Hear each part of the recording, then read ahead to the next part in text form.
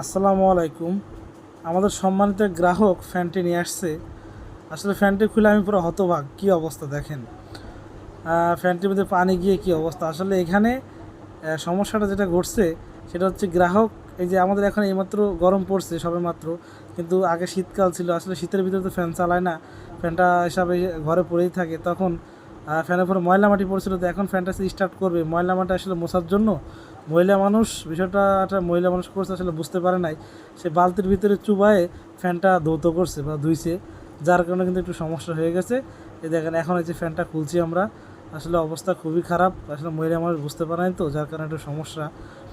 এখন আমরা কয়েলটা চেক করে আপনাদের দেখাবো যে কী অবস্থা। দেখেন এই যে আমাদের স্টার্টিং কয়েলেরও কিন্তু লাইন পাচ্ছে, স্টার্টিং কয়েলেও লাইন পাচ্ছে। এবার এই যে রানিং কয়েলে ধরবো, রানিং কয়েলেও কিন্তু লাইন পাচ্ছে, কিন্তু সমস্যা আছে।